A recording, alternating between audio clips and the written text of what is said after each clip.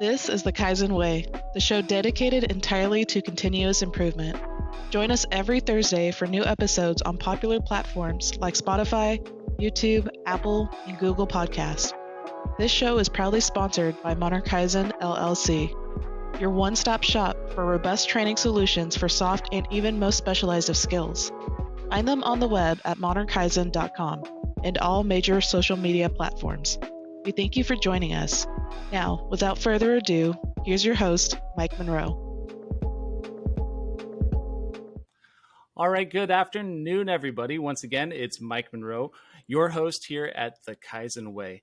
I'm extremely excited to be back from our Season 1, Arc 1. We took a break last week, and I really wanted to get this one started with kind of a different pace, a different topic, but something just as valuable, if not even more valuable. So I'm extremely happy to be joined this afternoon by none other than the legendary Valerie Backus.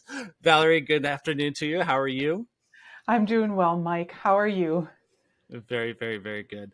I'm super excited to be here. I know we have a lot to talk about today, but I don't want to steal your thunder. So let's just roll right into it. So let's go ahead and start with your name, your position or your role, and then give me something unique about you, maybe something out of your personal life. Okay. My name is Valerie Backus, and I get to be the Career Technical Education Coordinator for the Murrieta Valley Unified School District. I'm not sure there's really anything unique about me, but probably for context, it might be helpful for your listeners to know that I'm actually from the Midwest, not Southern California. And so, that means probably a couple of things to other people. I was born in Milwaukee, huge industrial area. I'm from Wisconsin, so I really like people.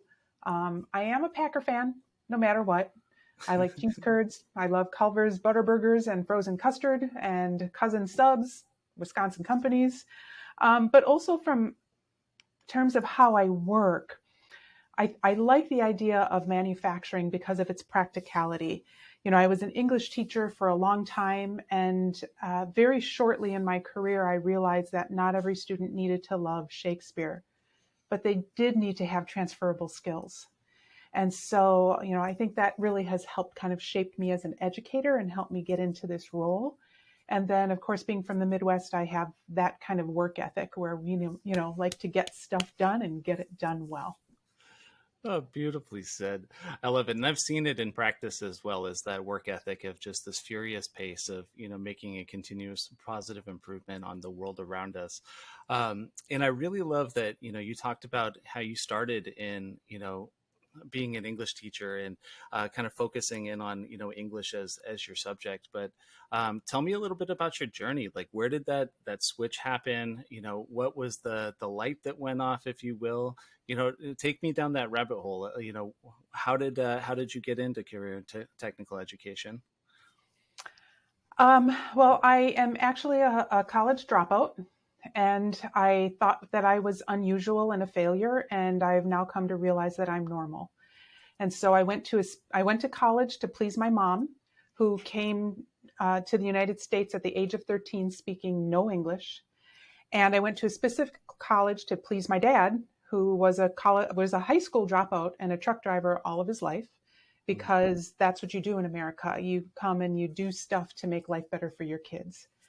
And college wasn't for me. And in February, I dropped out and I took about 2 years off at a dead-end job and figured I better figure out what I wanted to do for a career. And I liked high school students and I liked to read. So I became an English teacher, thinking that that was a good marriage of those two things. It didn't take me long to realize that that wasn't necessarily what every student needed. Again, the Shakespeare example. And, after a couple of years of grading ninth grade essays, that really wasn't what I had in mind. So I got a master's degree in educational technology and started incorporating that. And that maybe was kind of my introduction to really making education practical. Because back then we didn't have one-to-one computers, we didn't have smart boards, we didn't have digital projectors. We still had a secretary typing things for the English teachers. So for me to be able to infuse technology and have my students get turned on about writing because they knew that somebody across the nation was going to be reading it, helped me understand how project-based learning was really a better way to go. And then I had some opportunities to move and to do some cool projects, and ended up getting introduced in CTE for just one course. That was a lot of fun. And then when someone retired, I was able to move over there completely, and, just kind of moved up into leadership. Beautiful. How long have you been with Murrieta Unified? When did you make the switch to Murrieta Unified?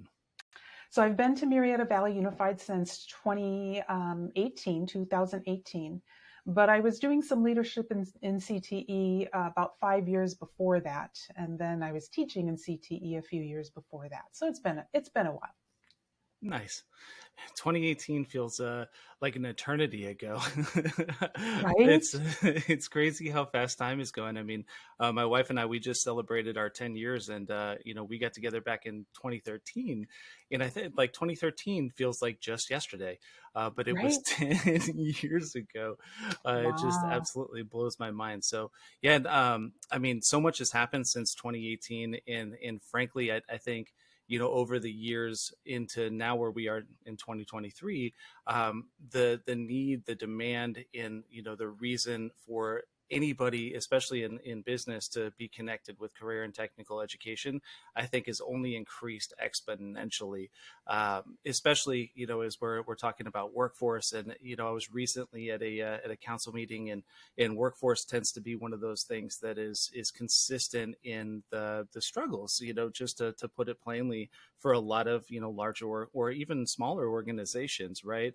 And what's beautiful about the career and technical education pathway is that it's practical, right? And it really does prepare folks for, or students moreover, this kind of trajectory right into the workforce. So let's really kind of unpack that a little bit more. So tell me about specifically what makes the Murrieta Unified's career and technical education program so unique. Well, I'll talk kind of generally about CTE because it is a model of education that's distinctly different from the American traditional education model.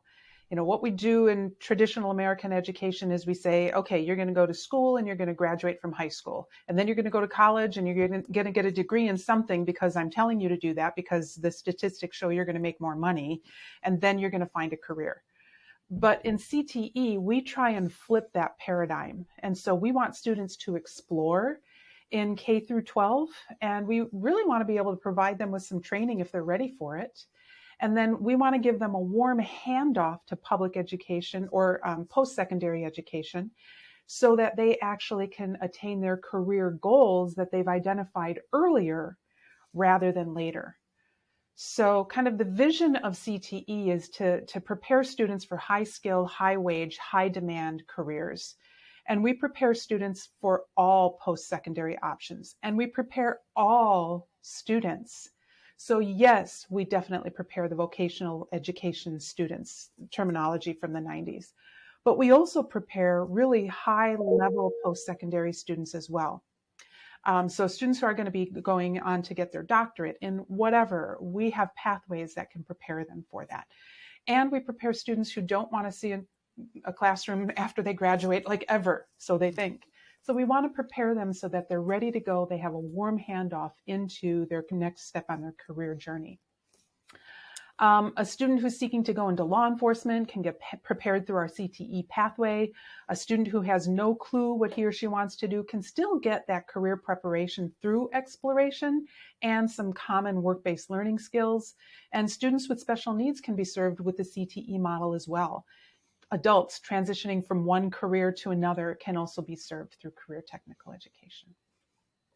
It's a very flexible topic, and it's more importantly, a very flexible program.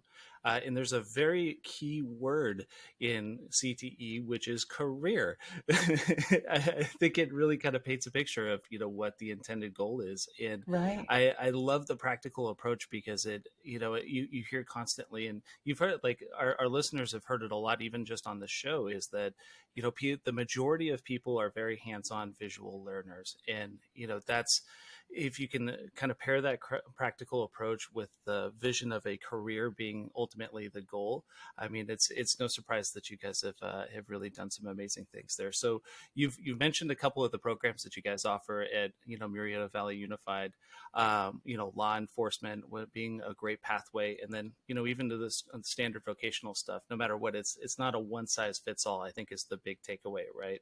But Right. what are some of the other programs? I know a lot of our listeners are in logistics or in manufacturing specifically. What are some programs or maybe some of the initiatives that you're doing kind of in those sectors? Sure. So the state of California divides the labor market into about 15 different sectors, so the entire labor market into 15 sectors, and they're further subdivided into pathways. But we go from everything from art, media, and entertainment to building and construction trades, agriculture and natural resources, business and finance, energy, environment and utilities, engineering and architecture. And my district has married engineering with manufacturing for logical reasons. Mm-hmm. We have health science and medical technology, hospitality, tourism and recreation, information and communication technologies, manufacturing and product development that I mentioned a bit earlier, marketing, sales, and service, and then public services, which might be criminal justice, law enforcement, it might be fire science, transportation. And again, each of those can be subdivided, but that gives you kind of an overview of our comprehensiveness. Comprehensive is the word. It's incredibly eclectic. And I mean, as someone who is trying to see the world through a student in high school's perspective, I mean, it just feels like all of the doors are open, right? And you really can just track and end up in a high skill, high wage job, and kind of skip a lot of the headaches I think that people perceive as they're making that transition into what is effectively adulthood, right? Right. So And I think about you, Mike, being a father of a young child, and Fox, and him thinking about, at some point, what he's going to be when when he grows up. We are definitely looking at cradle to career. And so we want to make sure that we're doing a better job providing students with those exploratory opportunities. Don't get me wrong, we're not trying to create little doctors in second or third grade, yeah. but we know that students start to develop their occupational identity that early. And so if all we're doing is exposing them to 2 or 3 or 5 careers, we've really underserved them.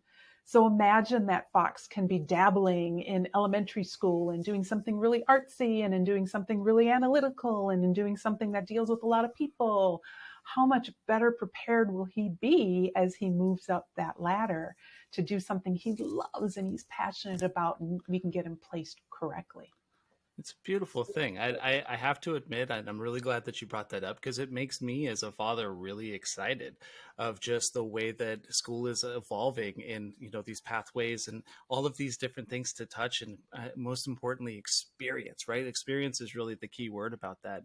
And Right. I mean, that's really what makes life beautiful. So they get to jump into that so early. I mean, it's truly mind boggling. And as a father, I'm really excited to share that journey with him and watch it happen in real time.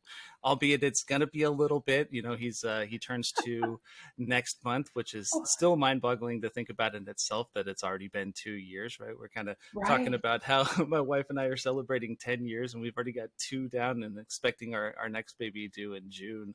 Oh, So I'll get to, kind of see it both times, with both of them. So I'm just really excited as a father to be able to, put Fox and Dorian, who's number 2, into that ecosystem and just, live vicarious. Let's be honest, I'm excited to live vicariously through them as they get into high school and beyond there. So right. that's really exciting. Now, I've personally walked through the CTE program at the Career and Technical Education program at Vista Murrieta, right? And I know both schools, have the things that they're really good at. Like Murrieta Valley has robotics and just some really amazing things that are available there, right? But talk to me about some of the cutting edge equipment, because I mean, I think just from my perspective, that's one of the things that really kind of makes you so special, is that I know, from some of the folks that I talk with in the day to day, their perception of the way that curriculum moves can be kind of slow, right? And a lot of times the equipment isn't quite up to what the industry is actually using, right? And you Right. guys really seem to have just said, nah, we're gonna we're gonna grow with industry and keep the freshest topics, the freshest equipment, all of these things in front of our students because we want to best prepare them to slot right into that career path. So talk Right. about some of the cutting edge things that really harmonize with your cutting edge program. Well, if CTE is doing a good job, they really should be the most nimble in any education system because we need to be responsive to what the labor market is demanding: high skill, high wage, high demand. And if we're doing a good job working with our industry partners, we should know what is industry standard and strive toward that.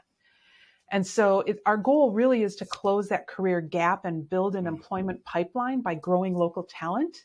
And critical partners in this endeavor include a knowledgeable and supportive school district. It can't just be me, right? Like the district really needs to support it. A capable city government that sees the value of growing local talent and is Check. willing to engage in the process. And businesses, often represented via the chambers, who are willing or perhaps desperate to find quality employees. So once we know what's happening in industry, and you'll hear me say boots on the ground a lot, because I think boots on the ground is so important for everybody. It's important for my teachers to get boots on the ground in industry so that they can go back to their classroom and step it up. It's important for industry to come into our classrooms and see what we're actually doing instead of just relying on your 30 or 40-year-old memory of when you were in high school, or Well even when your said. kids were in high school, right? And it's important for our students to get boots on the ground and see how what they're doing in the classroom, which might be theory-based or even project-based, it translates in industry when they see that happening so much more than just talking about it.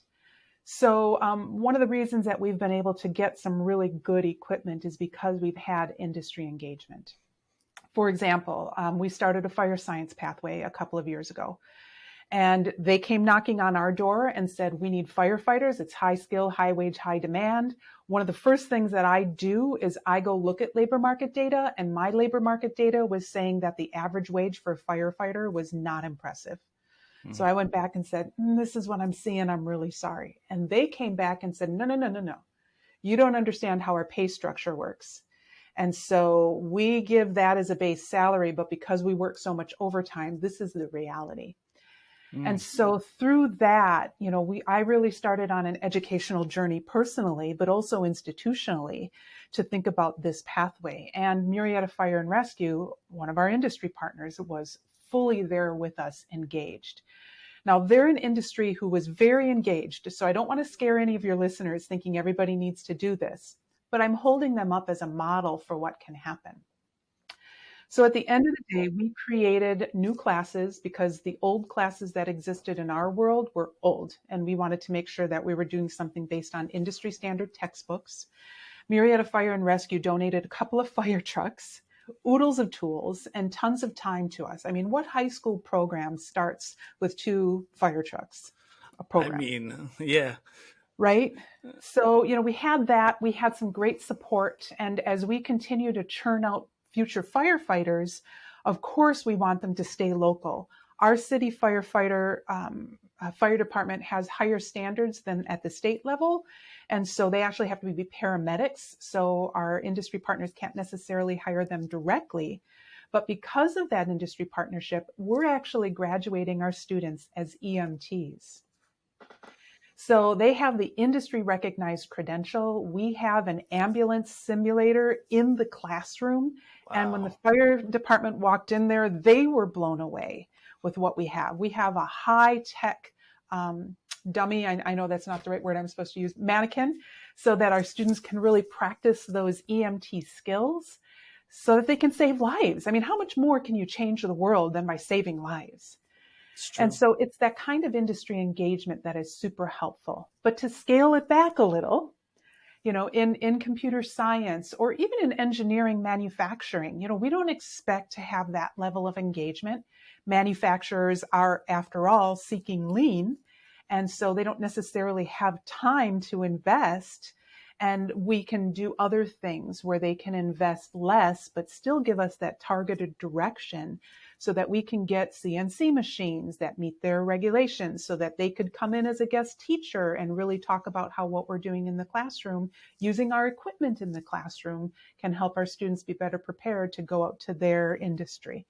So industry is critical. Yes, we have post-secondary partners, but my industry partners, hands down, 100% of the time, trump my post-secondary partners, because I'm not training my kids to go to college.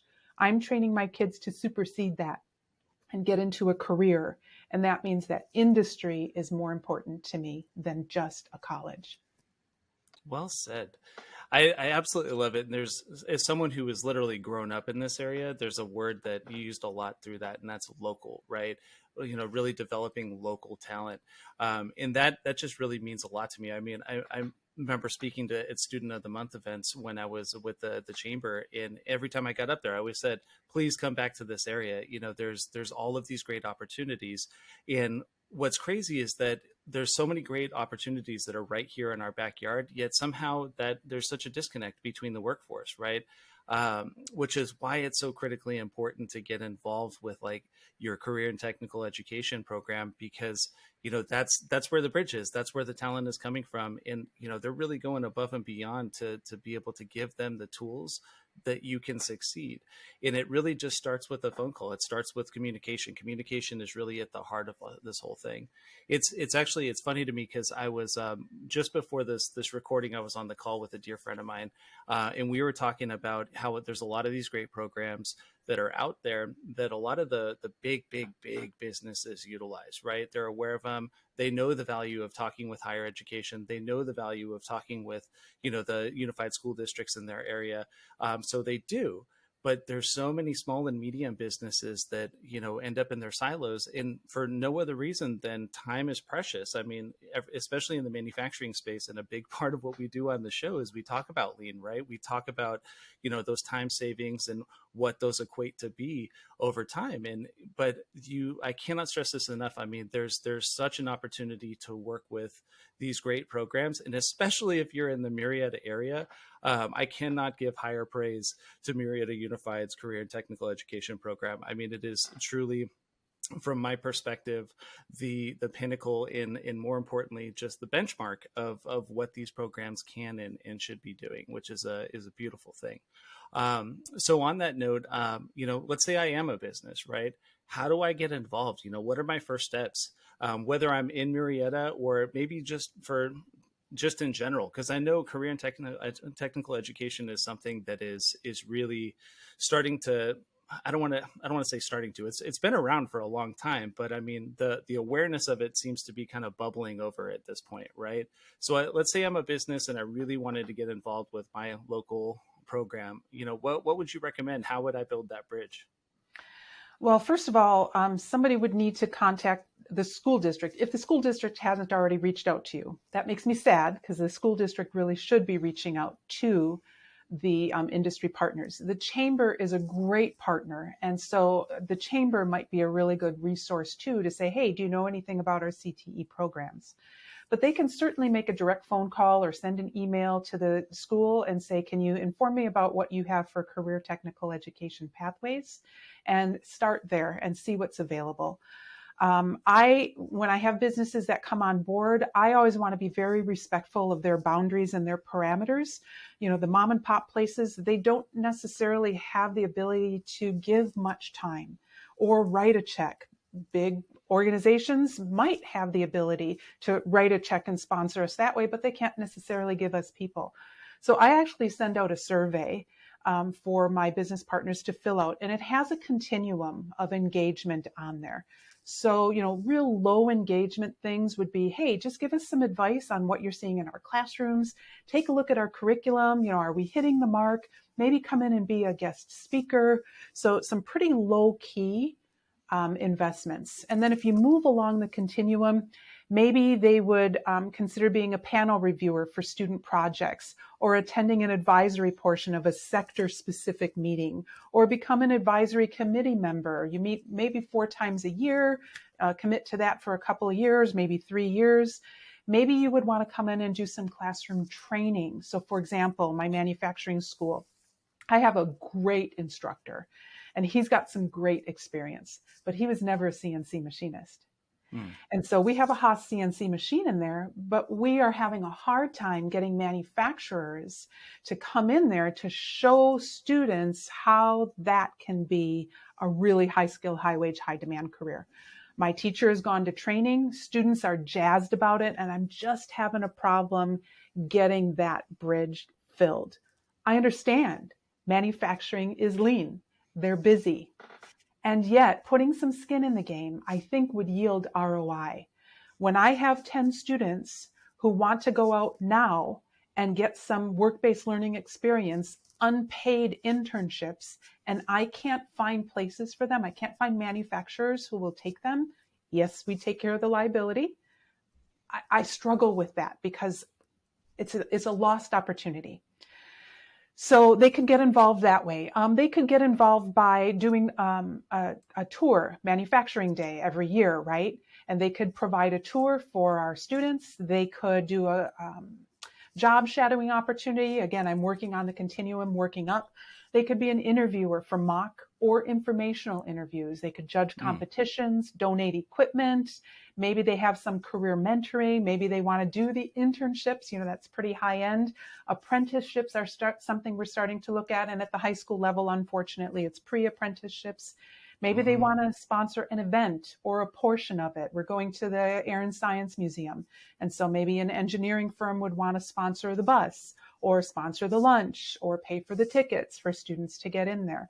So I think there are a lot of opportunities that businesses could take part in, but they first got to have that connection. My wish is that the chambers are that bridge because they can help disseminate that to other places. But if that's not the case, a phone call to the high school asking to get in contact with your CTE person, lead, coordinator, director, whatever the term is, should suffice to get them connected.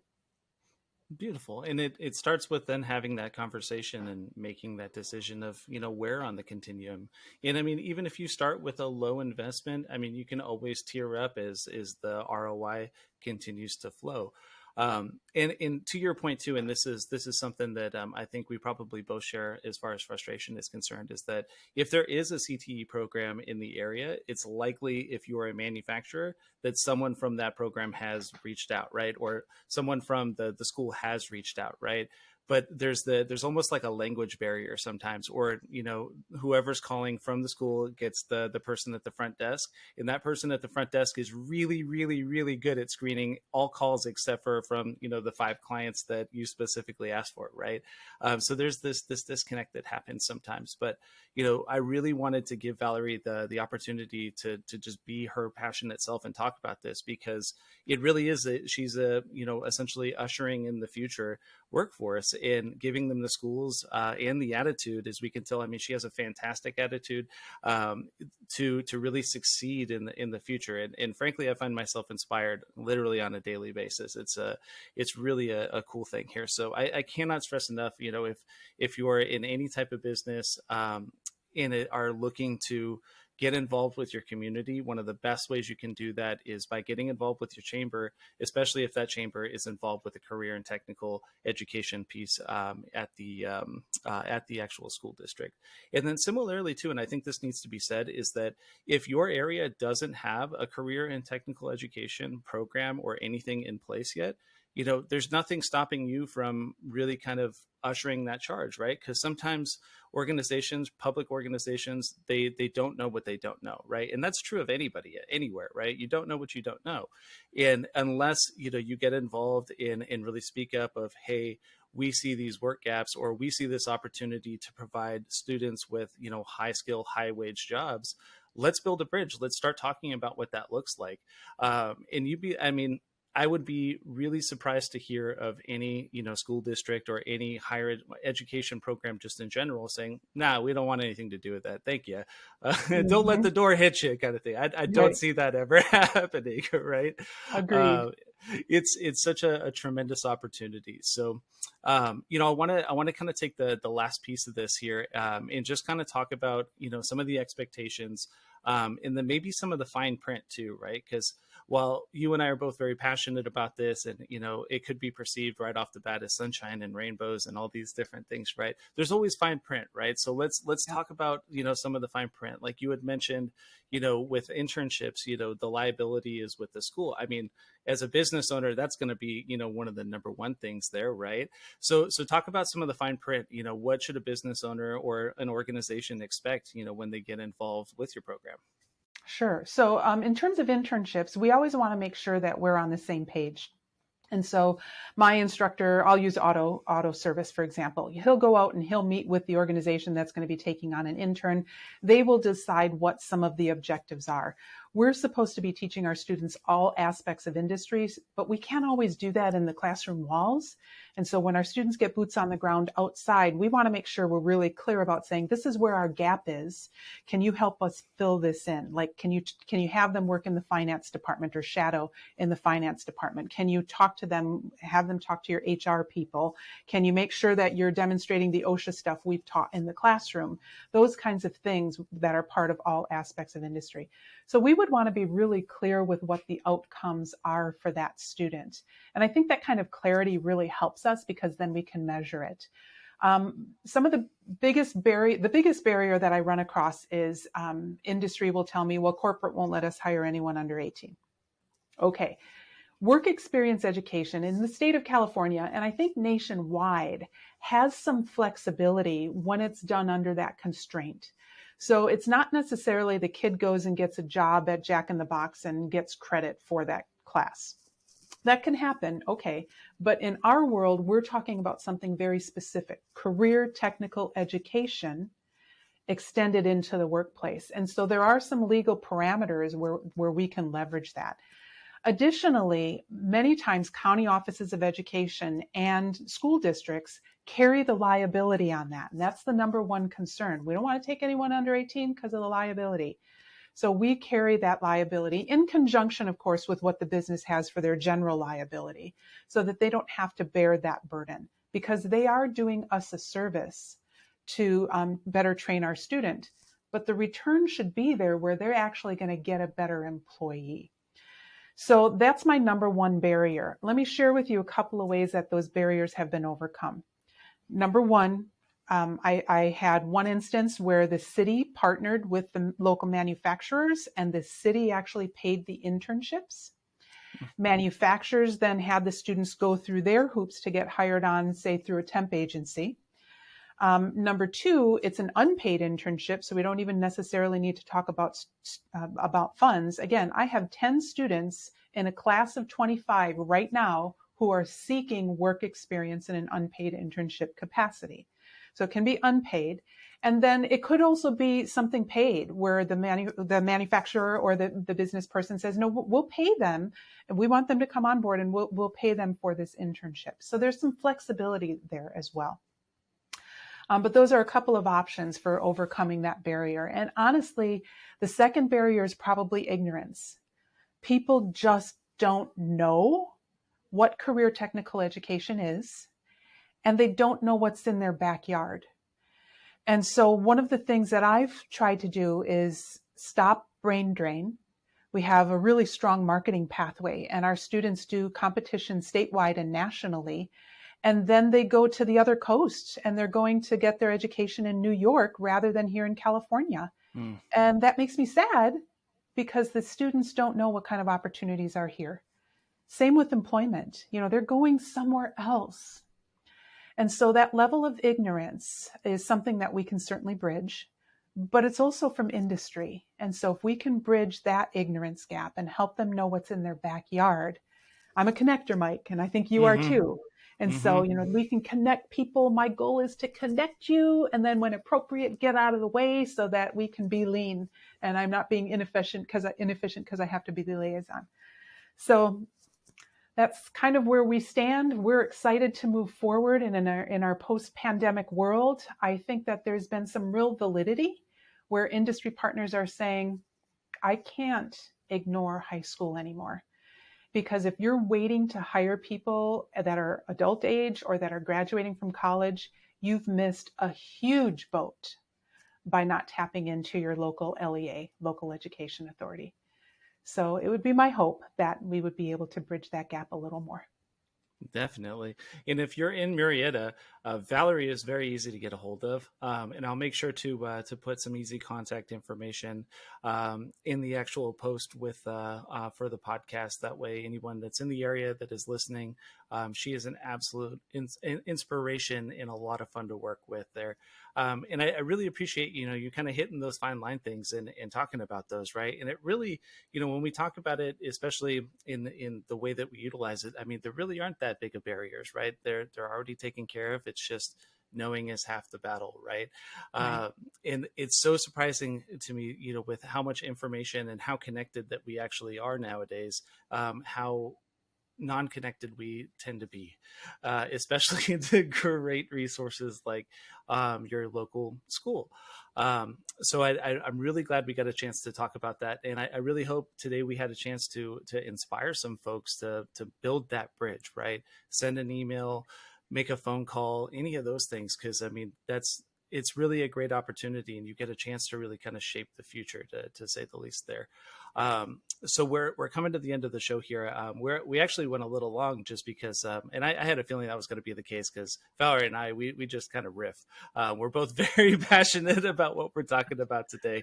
So I always like to give this part of the show as an opportunity for our guests to just do some sort of promotion, right? And it doesn't have to be anything, physical.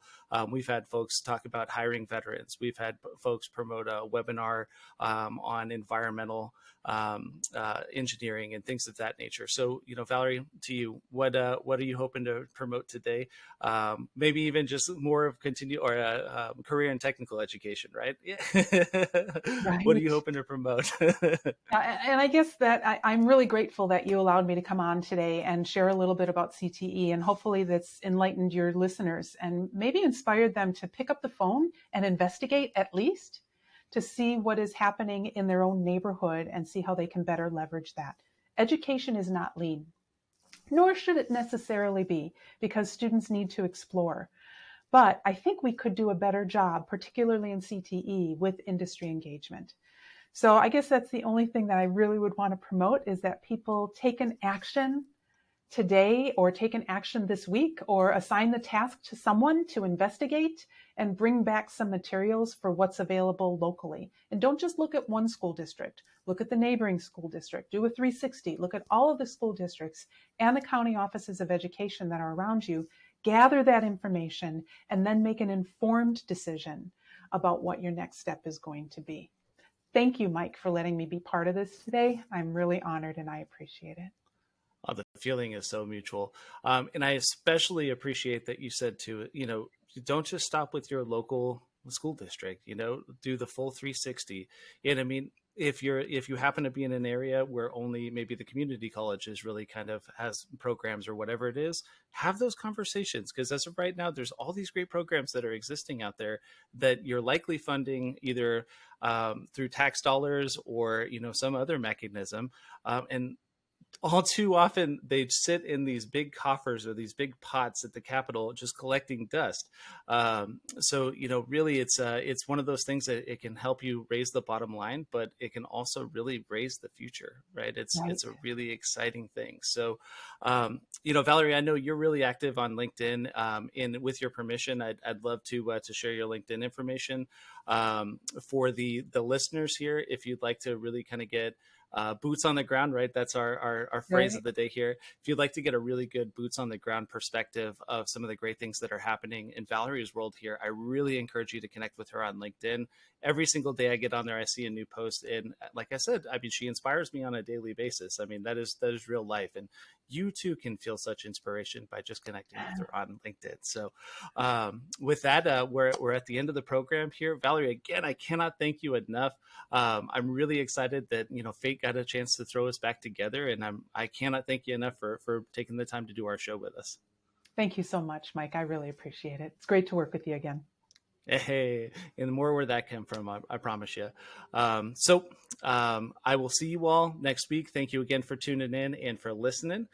In the following week, we're going to be talking about on-the-job training through yet another program, which is through the Workforce Development Board. So this arc, we're going to be really kind of focusing in on resources that are available to you because they're there and they should be used. Right now, all these tools are hanging out somewhere down around the bottom of your tool bag, and it's time to use them. So I thank you all for joining us. Valerie, once again, I will see you guys next time.